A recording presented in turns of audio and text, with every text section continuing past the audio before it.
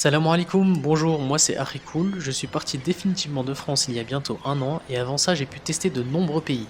Je vous partage dans mes vidéos mes voyages et mes expériences, n'hésitez pas à vous abonner et activer la cloche pour ne rien rater.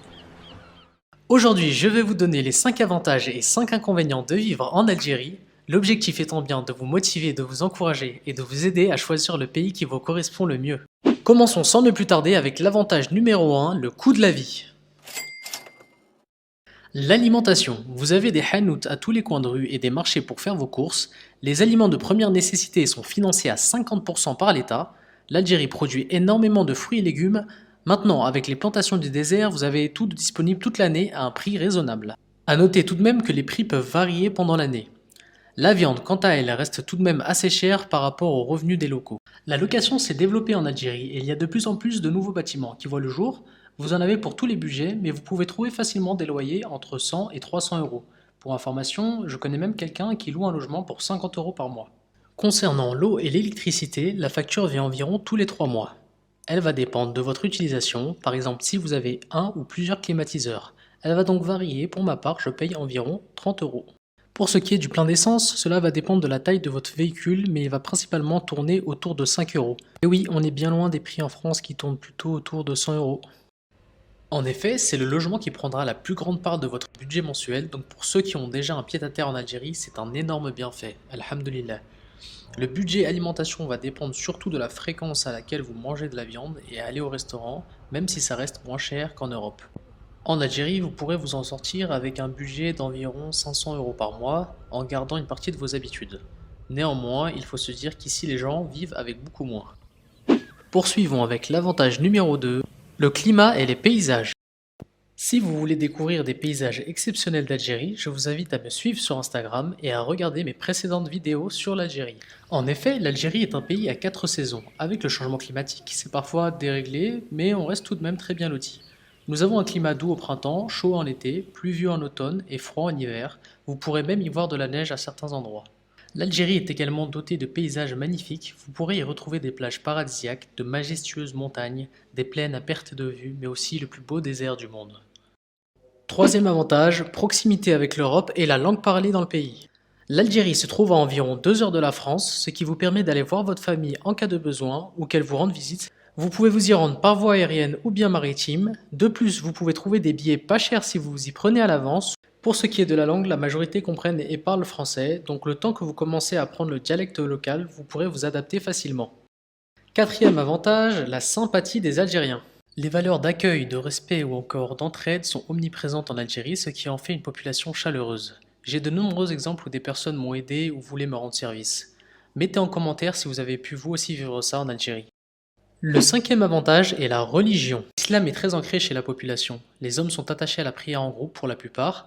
La sunna est omniprésente et l'accès aux savants et aux cours religieux est facile d'accès. Néanmoins, il faut être déjà arabophone pour profiter de cela. Vous pourrez également sortir en qamis, sheshia ou sitar sans que personne ne vous regarde de travers. Les abayas ne sont pas interdits à l'école. Passons maintenant aux 5 inconvénients. Comme les avantages, ils peuvent varier selon chacun. Commençons par le premier inconvénient qui concerne uniquement ceux qui n'ont pas la nationalité algérienne, le visa et la résidence. Il faudra se munir d'un visa pour pouvoir venir en Algérie. Il y en a différents types et même si vous remplissez les critères, ce n'est pas sûr qu'on vous l'accorde. Le visa touristique est seulement pour une durée de 1 mois. Il y a également le visa d'affaires et de travail. Concernant la résidence, il sera compliqué de l'avoir si votre conjoint ou conjointe n'est pas d'origine algérienne. Vous pourrez néanmoins en bénéficier si vous arrivez à vous associer à un Algérien pour ouvrir un commerce. L'inconvénient numéro 2, les transports. En Algérie, vous disposez de tous les moyens de transport, les bus, les trains, les taxis ou encore le métro. Mais leur accès va dépendre de l'endroit où vous vivez. Si vous êtes excentré des grandes villes, vous allez ressentir qu'ils sont peu développés. Certains endroits ne sont pas desservis et donc vous devez marcher une longue distance pour les atteindre. Il est même possible que vous ne trouviez plus de bus après le coucher du soleil. Vous pourrez tout de même prendre un taxi clandestin et les applications telles que Yassir ont maintenant vu le jour. Le troisième inconvénient, les infrastructures publiques. L'État investissait très peu dans les infrastructures publiques et d'autres problèmes font que la qualité de ceux-ci ne sont pas parfaites, hormis dans les grands axes et les grandes villes. Dans certains villages, vous pouvez encore y trouver des routes de terre et l'entretien est quasiment inexistant. Aussi, les hôpitaux publics manquent de matériaux, néanmoins dans le privé vous trouverez tout ce que vous aurez besoin, donc ne vous inquiétez pas. On observe tout de même que ça commence à s'améliorer et que le gouvernement a compris que les investissements de ce type sont importants. Le quatrième, les emplois et les salaires. Les salaires sont très bas en Algérie. Le salaire moyen tourne autour de 150 euros par mois. Le marché de l'emploi est cloisonné, que vous ayez des diplômes, des compétences ou aucune. Il est donc préférable de faire son propre business et si vous n'avez pas les moyens de se mettre à plusieurs pour monter un projet. Néanmoins, l'Algérie est en plein développement, il y a de plus en plus de startups, tout est encore à faire, il y a encore beaucoup d'opportunités, Inch'Allah. Pour terminer, le cinquième inconvénient, l'eau et l'électricité. L'Algérie dispose de 40% des réserves mondiales d'eau, néanmoins les coupures d'eau sont fréquentes. Heureusement que vous habitiez dans une maison ou dans un appartement, vous pouvez acheter une citerne afin qu'elle se remplisse à chaque fois que l'eau arrive, donc vous ne sentirez pas ce manque d'eau. Concernant les coupures d'électricité, elles ne sont pas si fréquentes, peut-être une fois par mois. Elles peuvent durer parfois une heure, ce qui pourrait être problématique pour certaines personnes qui travaillent en ligne. Pour conclure, vivre en Algérie, il dispose d'énormes avantages qui dépassent largement ses inconvénients. Et chacun aura sa propre expérience une fois sur place, mais surtout n'oubliez pas la promesse de votre Seigneur. والذين هاجروا في الله من بعد ما ظلموا لنبوئنهم في الدنيا حسنة ولأجر الآخرة أكبر لو كانوا يعلمون الذين صبروا وعلى ربهم يتوكلون.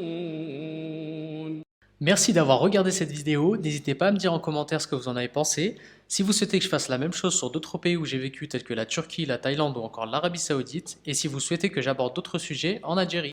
N'oubliez pas de liker la vidéo pour soutenir ma chaîne, de vous abonner et d'activer la cloche pour ne rien rater de mes futures vidéos.